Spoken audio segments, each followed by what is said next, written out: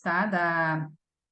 Da semana 3, da aula da semana 3, né? Eu já coloquei o vídeo aula 3, essa aqui vai ser a vídeo aula 4, referente à semana 3, tá? Então, eu me chamo professora Ariane Mello, vamos dar início a mais uma aula da disciplina Tecnologias na Educação.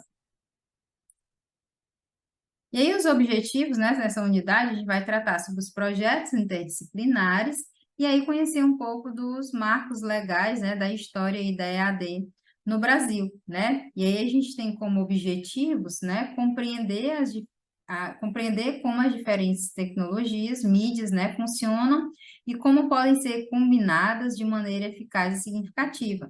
Incentivar a criatividade e a colaboração entre diferentes disciplinas por meio de projetos interdisciplinares e entender a trajetória da EAD no Brasil e os marcos legais, né, por meio desses marcos legais. E aí a gente vai abordar aqui um pouco sobre os projetos interdisciplinares, a interdisciplinaridade e as novas tecnologias na educação, né? Desafios na prática docente de projetos interdisciplinares e tecnologias da informação e comunicação, e um pouco sobre a história da educação à distância, né, EAD no Brasil. E aí a gente inicia falando um pouco sobre projetos interdisciplinares, né?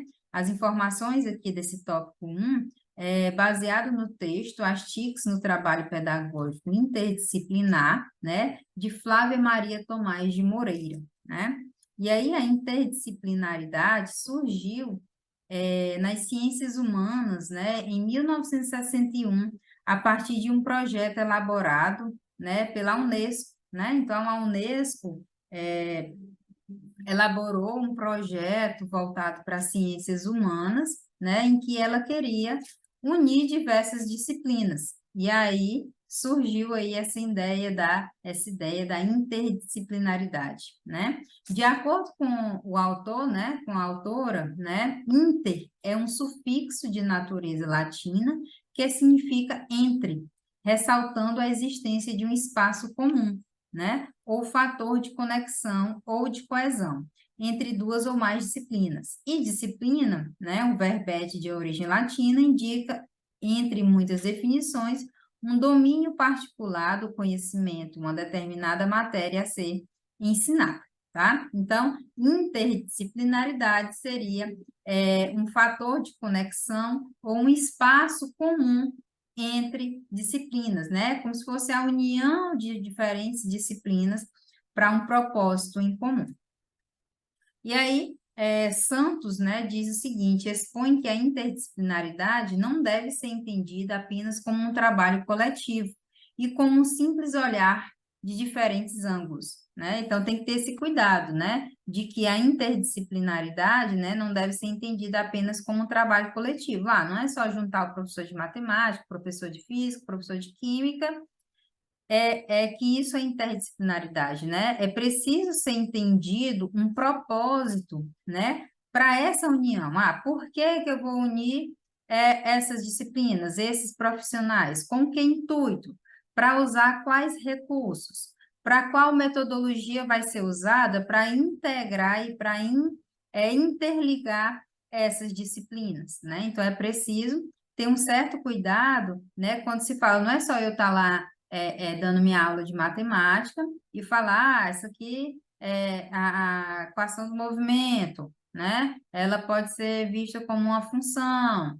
Não é só isso, né? Isso não é interdisciplinaridade. Interdisciplinaridade é quando a gente faz a união, né, de saberes, diferentes saberes, com um propósito, né? Para que o aluno entenda que, usei aqui a matemática, mas que eu vou precisar aqui da física, e aí, a partir do resultado dessa união, vou precisar de uma outra coisa e tal. E aí, nesse contexto de mudança, né, de atitude por parte de professores, é importante destacar que a tecnologia pode contribuir com a interconexão de saberes, né? A gente viu anteriormente lá que depois que a internet surgiu, né, fica quase que impossível realizar determinadas tarefas, né? Que é até um panorama aí irreversível, né? Como dizem os autores. Então, a internet, ela tem esse benefício, ela deve ser usada com esse benefício, né? De fazer ali auxiliar na interconexão, né? Dos saberes. né, de projetos, vamos elaborar um projeto, vamos fazer uma pesquisa, mas como que essa pesquisa pode ser feita, né? Como que a gente pode unir aqui essas informações de diferentes áreas para poder ensinar determinada coisa, determinada situação, tá? E aí veio aí em meados, né, do surgimento da internet, né? Tem a revolução interdisciplinar, né? Que demandará uma abordagem inovadora na formação profissional dos educadores e implicará, por sua vez, um compromisso pessoal para transformar as condições da atual escola, né? Porque, assim, essa revolução interdisciplinar não é fácil, né? Precisa aí toda uma formação, preciso aí todo um querer por parte dos professores para buscar esses meios de ligar, né, esses conhecimentos, né? Então, é um compromisso, por isso que eu falo aqui, é até um compromisso pessoal, né, que você deve fazer para que você consiga alcançar esse propósito, né? E aí, com a chegada da internet, né, todo esse alcance que ela traz, vem a revolução digital, né? Que, de acordo com Rodrigues, proporcionará maneiras mais simples de comunicação e interação. Então, a internet, ela veio para ajudar essa revolução interdisciplinar a acontecer, né? Não é algo fácil, não é algo que vai ser rápido, mas é algo que precisa existir, né? Precisa acontecer dentro da escola, tá? E aí, a gente vai para o segundo tópico 2, que é onde a gente liga, né, essa interdisciplinaridade com as novas tecnologias de informação e comunicação, né? Essas informações foram baseadas no texto, né? As novas tecnologias em projetos interdisciplinares na escola pública, né? Um estudo à luz da teoria da atividade, né? De Margarida Maria Calafate dos Santos, né? Também o texto está disponível para vocês. Espero que vocês façam uma boa leitura. Então, dentro das informações que trazem essa literatura, né? O que seria essa interdisciplinaridade? Como que é feita essa ligação, né? Entre esses saberes? Então, segundo Sancho, né? A grande maioria dos sistemas educacionais nacionais define e desenvolve propostas curriculares aplicando modelos disciplinares, ou seja, organizados por disciplinas. Então, a gente sabe que a maioria aí das escolas, né, das instituições de ensino, né, os saberes, eles são divididos por disciplina. Tem o matemática, isso aqui é português, física, ciência, e assim vai, né? E as propostas alternativas apresentam um currículo integrado, né? Essa interdisciplinaridade, ela quer reformular essas divisões.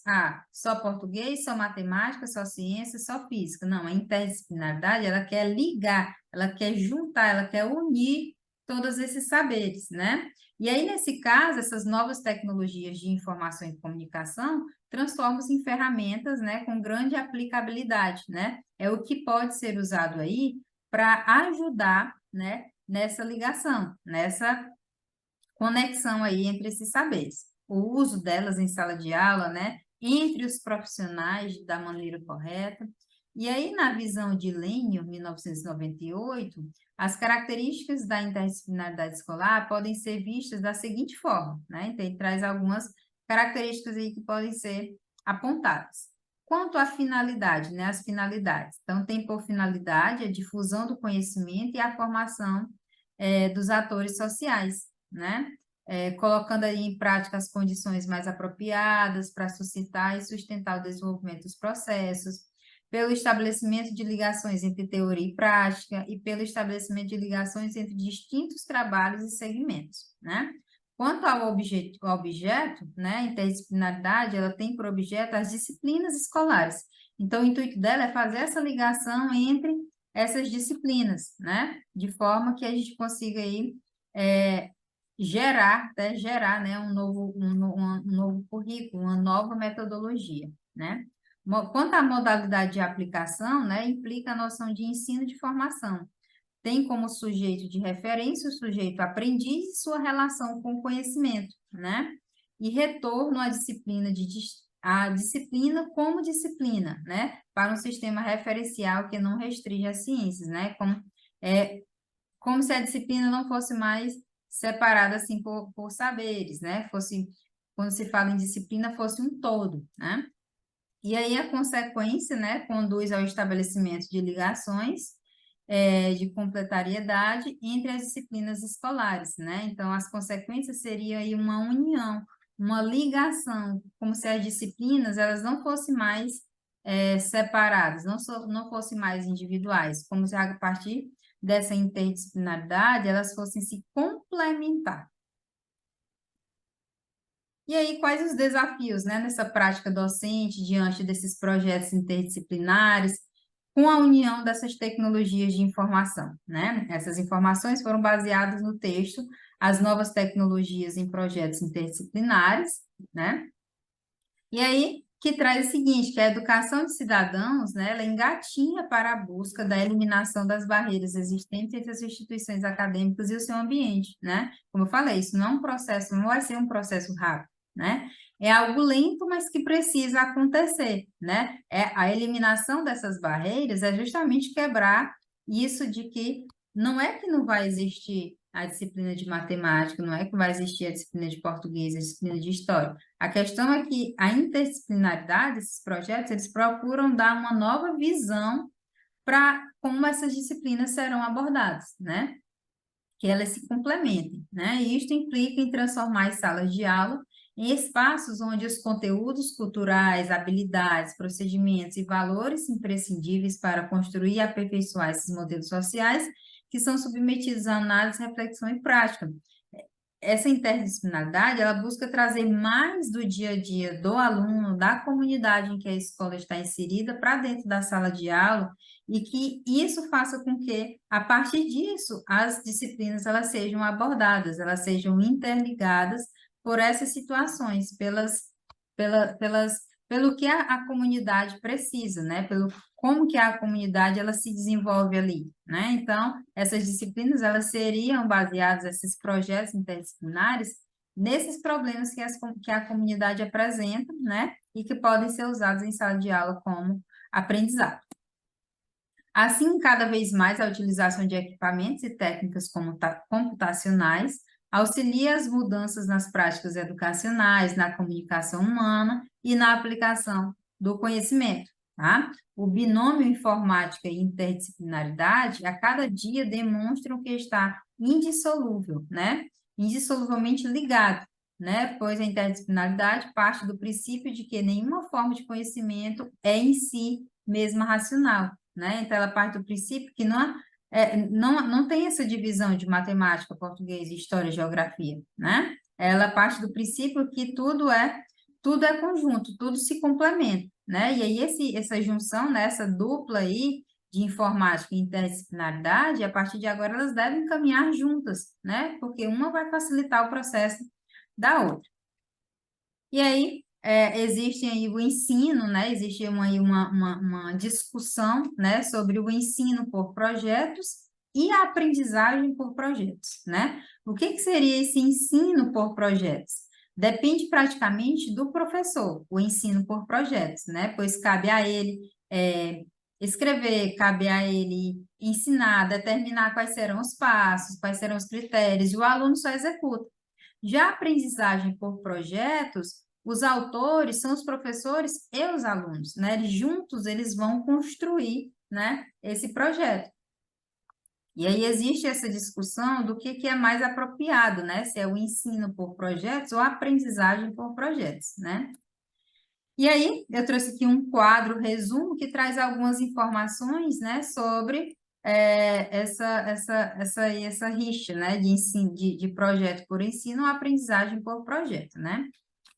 Então, o ensino por projeto, quanto à autoria, né, é o professor que coordena, né? E a aprendizagem por projetos são os alunos e professores que, em conjuntos, vão escrever, né? Vão ditar como que o projeto será executado. Quem escolhe o tema no ensino por projetos, né? É a parte pedagógica, né? Quem escolhe o tema seria a equipe pedagógica. Na aprendizagem por projeto, essa escolha seria individual e, ao mesmo tempo, em cooperação. Com relação aos contextos que serão abordados, o ensino por projeto, né, ele é arbitrado por critérios externos e formais.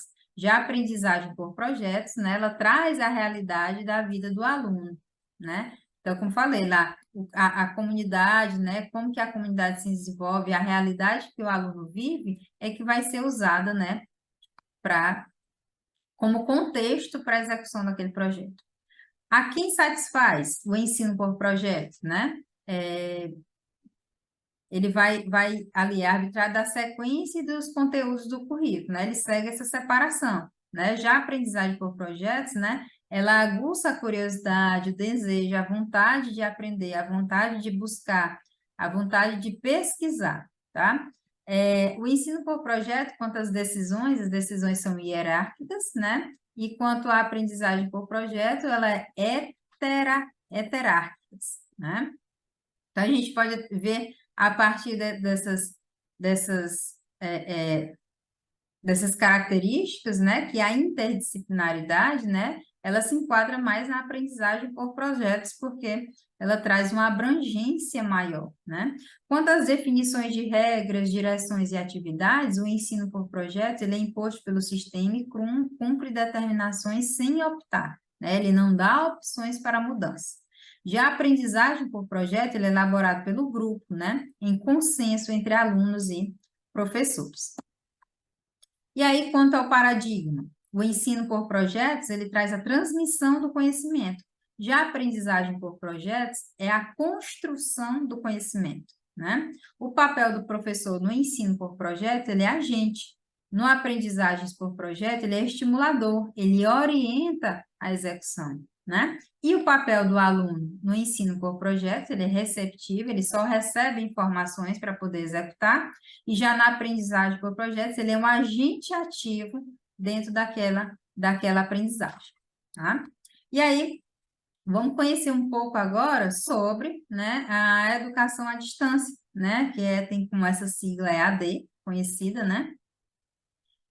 E aí vamos conhecer um pouquinho dos marcos legais, como surgiu, a partir de quando surgiu, né? Então, a educação à distância, EAD, é a modalidade educacional na qual a mediação didático-pedagógica nos processos de ensino e aprendizagem ocorre com a utilização de meios e tecnologias de informação e comunicação, né? Envolvendo estudantes e professores no desenvolvimento de atividades educativas em lugares e tempos diversos. Então, a educação à distância, ela traz essa flexibilidade, né? Quanto ao ensino e quanto à aprendizagem. E aí pode-se dizer, né, que o marco legal da expansão apresentada foi do artigo 80, né, da LDB, cujo caput dispõe que o poder público incentivará o desenvolvimento e a veiculação de programas de ensino à distância em todos os níveis e modalidades de ensino e de educação continuada, né? Então, foi a partir aqui desse artigo 80, né, que a EAD, ela foi aí, vamos dizer assim, concretizada, né, como uma modalidade de ensino. E aí vamos ver agora um pouco da trajetória histórica, né, da EAD no Brasil. Então, essa ideia, né, de EAD, né, apesar das primeiras ações voltadas da EAD no Brasil, né, datarem aí do final do século XIX e atravessarem o século XX, né, o seu fortalecimento se deu em 1978, com o surgimento do telecurso do segundo grau, né, que foi realizado pela Fundação Roberto Marinho, com parceria com a Fundação Padre Anchieta, né, que era exibido aí por meio da televisão, né, para todo o Brasil, né, também pela TV Cultura, pela TV Globo. Então, isso foi um pontapé, né, da história da EAD, né, de como se iniciou. Então, esse telecurso, né, ele era um curso de formação do segundo grau, né, que hoje a gente conhece aí como ensino médio, né, e aí ele passava na televisão, era até um horário, era bem cedo da manhã, né, e aí ele era um tipo de formação, né, do que é o antigo aí, segundo grau, né? E aí, após, né, 3 anos, em 1981, o telecurso passou a contemplar conteúdos também do primeiro grau, com material impresso e que podia ser comprados em bancas de jornais e revistas, né? E começou aí, ele foi se desenvolvendo, né? Avançando um pouco mais e começou a ser vinculado. E aí, já em 1985, né? Veio aí a criação da Coordenadoria de Educação à Distância, né? Do âmbito do MEC, né? E do INEP, né? Então, o Ministério da Educação ele criou algumas medidas relacionadas à educação à distância, né, e que merecem um certo destaque, né? E aí a constituição de um grupo de trabalho para elaborar essas políticas que são relacionadas à EAD e recomendação do Instituto Nacional de Pesquisas Educacionais, né, o INEP, né, e a criação da Coordenadoria de Educação à Distância, né, que foram aí cruciais para o desenvolvimento da modalidade no país. Já em 1996, né, foi lançado aí o, o decreto de número 1917, né, de 1996, né, que criava a Secretaria de Educação à Distância, né, e aí também veio a LDB, né, que foi a primeira vez, né, como eu falei anteriormente, né, em que a modalidade ela foi apresentada em forma de lei, né, e aí foi no mesmo período em que identificou-se a utilização de computadores e da internet como ferramentas de consolidação na EAD do Brasil. Então, a LDB, que foi a que fomentou a modalidade EAD, né, como lei, né, como uma modalidade realmente de ensino, né, isso aconteceu juntamente, né, com o surgimento e o desenvolvimento da internet, né, e aí que ganhou mais força, né, com esse decreto. Já em 1997, né, uma importante ação ela foi implementada na tentativa de colocar em prática, né, essas propostas aí da LDB. E aí foi criado, né, pelo Ministério da Educação, o Programa Nacional de Informática na Educação, conhecido como PROINFO, né, que é esse Programa Nacional de Informação na Educação. E aí ele incentivou bastante porque ele disponibilizava aí computadores para as escolas, né, capacitação para os professores nessa área mais tecnológica. Então, ele foi um passo importante, né, para o desenvolvimento da EAD que vinha aí ainda caminhando em passos lentos, né? Já aí em 2001, né, veio aí o Plano Nacional de Educação, né, que aborda a EAD como estratégia de democratização do acesso à educação, sobretudo a do nível superior. Então, foi aprovado aí pelo Congresso Nacional, né, com a finalidade de estabelecer, né, diretrizes e metas para a educação no Brasil, né? Então, nesse documento, foi a educação à distância, ela foi abordada, né, como uma estratégia de democratização da educação, como se dando acesso, né, a todo mundo, aqueles que não poderiam se locomover até a escola, que não poderiam se direcionar à escola por trabalhar em horário comercial, nos horários em que tinham os ensinos disponíveis, né? Então, a EAD veio aí para meio que democratizar esse acesso à educação, e aí teve mais força, principalmente, né, no nível superior, né? Já em 2005, né, veio aí, vocês podem ver que foram vários decretos, né, que surgiram, né, foi um passo a passo aí, então foi a publicação do decreto de número 5.622, né, 19 de dezembro de 2005, que regulamenta, né, esse artigo que eu li para vocês anteriormente na LDB. Então foi aí que ele ganhou força de maneira efetiva, foi com esse decreto, né? Então a medida passou a obrigar que os cursos formatados em EAD, eles fossem projetados com o mesmo período, né, e equivalência de uma modalidade presencial, né? Não era para haver aí diferença entre uma modalidade de distância e uma modalidade presencial com relação, né, a como o curso ia ser projetado, carga horária de disciplina, tempos de aula, então tinha que ser tudo na mesma proporção. Já aí em 2006, né, em 2006 surgiu aí outro decreto, né, que trouxe aí é a Universidade Aberta, né? Foi criada pelo Ministério da Educação, né? Em parceria com a Associação Nacional de Dirigentes, né? E empresas estatais, objetivando a expansão da educação superior, né? Então, esse decreto 5.900, né? Cria a Universidade Aberta no Brasil, que a gente conhece como UAB, né? Já aí em 2007, né? Veio o decreto 6.301, né, que cria o sistema Escola Técnica Aberta do Brasil, né, que já sai aí mais do foco de ensino superior, né, para o ensino técnico, né, a educação técnica profissional, né, com o ETEC. E aí, em 2009, né, a criação do Plano Nacional de Formação de Professores de Educação Básica, que a gente conhece como PAFO, né, que o MEC aí instituiu, esse plano, né, de formação continuada presencial e formação continuada à distância, tá? Em 2010, né, que foi o início aí do programa, já deu aí um avanço, né, para início de programas de mestrado, né, em universidades, mestrado à distância, né, no âmbito da Universidade Aberta no Brasil, né, com responsabilidade pela CAPES, e iniciou com a área de matemática, depois foi a área de letras e física, né, e por aí foi avançando a cada ano.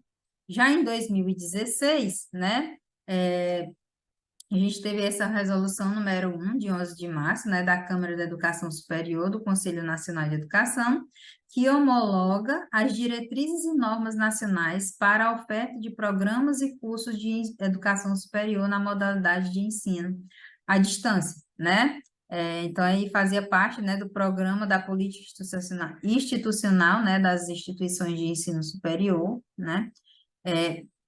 Essa modalidade de ensino. Em 2017, né, veio aí o decreto, né, que regulamenta o artigo, né, da Lei 9.394, né, de 20 de dezembro de 1996, e revoga o decreto antigo, né, de 19 de dezembro de 2005, né, e aí concretiza aí esse ensino à distância, né, que hoje a gente está aqui fazendo parte dele, que ele tem um alcance, né, muito grande, né, entre todas para todo mundo, né? E aí tem sempre essa, a gente vê sempre essa parceria, né, da educação e como a internet e as TICs, né, influenciam nesse avanço, né? Porque sem o desenvolvimento, né, dessas tecnologias, sem o desenvolvimento digital, sem a internet, não seria possível expandir o ensino de uma forma tão abrangente para todo mundo, né? E aí, baseado no texto do módulo 1 da Educação à Distância, né, unidade A, conceitos e características e objetivos, né, disse Luque, Aretil, 1994, né, ao considerar o ensino à distância como uma nova possibilidade pedagógica, apresenta seus benefícios com os seguintes tópicos, né? Ele traz aí alguns benefícios da educação à distância, que é a abertura, né, que elimina ou até reduz barreiras de acesso, né, dos cursos e os níveis de estudos que são disponíveis, então ele é abrangente, né, é aberto para todo mundo, né, ele como ele fala, né, reduz ou até elimina essas barreiras de que, não posso porque eu não tenho, no tempo que eu tenho, não tem disponível, né, para mim, se fosse em casa era mais fácil, então a AD veio com essa facilidade. E aí, junto à flexibilidade, né, que é a ausência de rigidez quanto ao tempo, lugar e ritmo das aulas, né, o ensino à distância, ela traz essa flexibilidade, porque as aulas ficam disponíveis e o aluno vai assistindo, claro que tem que seguir, né, como aqui, a gente segue um cronograma que é disponibilizado, então, mas aí dentro daquele período, né, você tem a flexibilidade de você estar assistindo e cumprindo as atividades de acordo com o tempo que você tem disponível dentro daquele período que é disponibilizado para cada etapa, né? Eficácia também foi um ponto positivo, né? O aluno passa a ser o centro do processo de ensino e aprendizagem e sujeito ativo de sua formação teórico-prática, né? O aluno, ele passa a ser o centro, né? De certa forma, porque ele que vai ditar o ritmo em que ele vai levar, né? Claro, de novo, né? Claro que seguindo as datas, seguindo cronogramas que são disponibilizados, mas o aluno, ele é que rege a forma com que ele vai realizar esses estudos. Formação permanente e pessoal, né? A capacitação para o trabalho e para a superação do nível cultural de cada aluno, responde às demandas e às aspirações de diversos grupos através de atividades formativas ou não, né? Então, aí, o aluno, com a EAD, né, ele consegue ter um alcance maior sobre o que ele almeja, sobre um curso que ele quer. Então, às vezes, um curso que é disponibilizado só em determinado estado, né? Com a educação à distância, ela veio justamente para quebrar essas barreiras e levar a educação para todos os cantos, né? Para todos os lugares.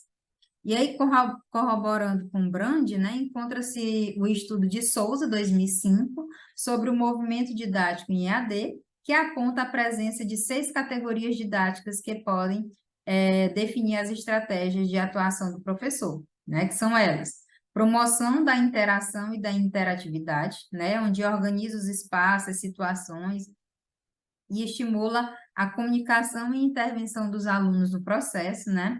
Atitudes mediadoras, o professor ali, ele vai ter atitudes mediadoras, um diálogo constante com os alunos, a apresentação de questões e atividades reflexivas, orientações, né? Por meio de fóruns, por meio de chats, por meio dos encontros, a gente consegue fazer essa mediação, né? Incentivo à autonomia, né? De certa forma, tem um incentivo aí à autonomia, o estímulo à maior independência e participação ativa dos alunos, né? Vocês têm uma autonomia maior no ensino à distância, porque é vocês que vão ditar como as coisas vão, como vocês vão levar, né? Promoção da aprendizagem significativa, né? Atividades e conteúdos contextualizados e organizados a partir de conhecimentos prévios, né? A gente sempre coloca aqui uma videoaula, disponibiliza um material de apoio para que vocês possam aprofundar as listas de exercícios, as atividades, para que vocês possam estar aí aprofundando o que está sendo estudado. Uma aprendizagem colaborativa e cooperativa, né? Organização de situações e atividades que promovam a troca, parceria e o trabalho coletivo, como a gente faz nos fóruns, né? Nos fóruns lá é lançado um questionamento, né? E aí os alunos vão comentando, né? E um pode comentar sobre a resposta do outro, e existe aí um trabalho coletivo, uma promoção de conhecimento, né? Uma troca. Avaliação processual e mediadora, né? Atividades avaliativas ao longo do processo, retornos qualitativos, comentários constantes sobre as atividades, proposições de atividades redimensionadas da aprendizagem, né? Então, isso tudo são benefícios aí que o ensino à distância traz, e aí, com o avanço tecnológico, com o surgimento de todos esses recursos digitais, né? A consequência disso é que vai se tornar cada vez mais abrangente, né? Essa relação, apesar de ser à distância, né? Mas com toda essa evolução da internet, de todos esses recursos, plataformas, softwares, a gente vai vendo que, de certa forma, apesar de distante, mas a gente vai conseguindo ficar cada vez mais próximo, né? Ter uma conexão cada vez maior. Então, aqui tem as referências que foram utilizadas, né? E aí tem aqui, eu coloco aqui sempre o link, né? Onde vocês podem ter acesso a esse material, mas o material também está disponível na plataforma, tá? Então, a gente encerra aqui essa aula 4 e a gente se encontra na próxima aula.